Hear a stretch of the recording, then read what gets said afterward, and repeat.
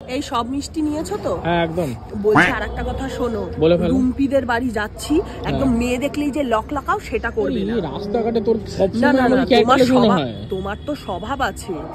আমার এই ঠান্ডা লেগেছে, আমি কিন্তু বেশি কথা বলবো না, জানো না, মানে ওদের সামনে যাতে তোমার স্বভাবটা না বোঝায়, চোখ দেখালেই ইশারাটা বুঝবে। ঠান্ডা লেগে সত্যি কম কথা বলবে তো? হ্যাঁ। আর হ্যাঁ বলো। আর হচ্ছে ওরা যখন প্লেট ভর্তি করে মিষ্টি দেবে, সব দিয়ে দেবো সম্মান রাখার খাতিরে। দিয়ে দেবে মানে? সব খেয়ে দেবো সম্মান রাখার খাতিরে। আরে খাবে কেন? দিলেই গপগপিয়ে খাওয়াটাই শিখাচ্ছো। খাবে না, একটা খাবে, ওটা ভদ্রতার খাতিরে ওটা রেখে প্যাক করে নিয়ে আসবো। প্যাক করাটা খারাপ দেখায় না? ওটা তোমার বাড়ির লোক করে, যেখানে যাই টিফিন বক্স করে নিয়ে আসে। আমার বাড়ির লোকের সাথে তুমি করো না, ওটা তুলনা করো না আমার বাড়ির লোকের সাথে। ওটা তোমার বাড়িতে হয়, আমার বাড়িতে এইসব ছোট লোকটামি হয় না, বলে দিলাম। তো দিলে খাবো না, এটা তো অসম্মান করা হবে।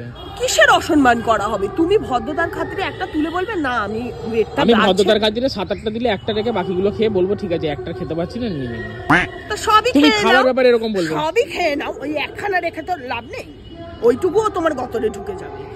আমি বলছি যে বাড়াবাড়িটা করবে না, আমার যেন না কথা বলতে হয়। দেখ সেইটা আমি নয় ছেড়ে দিলাম, ওরা যেন বুঝতে না পারে যে তুমি ছেঁচড়া, এটা বোঝাবে না। তবে মিষ্টিটা খাবো আমি, ওটা আমার না ভুল হয়েছে তোমাকে আনা গো।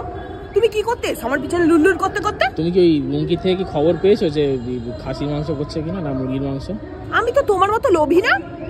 তুমি তোমার বাড়ির জন্য নিয়ে যাও টিফিন বক্সে। জিজ্ঞেস তো করতে পারতিস না। কেন জিজ্ঞেস করতে যাবো? তোমার বাড়ির লোক ওরম লোভী, আমি না। তুমি যাও গিয়ে টিফিন বক্সে করে নিয়ে যাও। বাড়ির লোককে ডাকবি না, বুঝলি? কারণ তুমি ওইরকমই তো মা। তা তোমাকে কি আমার মা জন্ম দিয়েছে? আমার মা তো দেয়নি। তোমার মা তোমাকে জন্ম দিয়েছে, কেন যে দিয়েছে সেটাই বুঝি।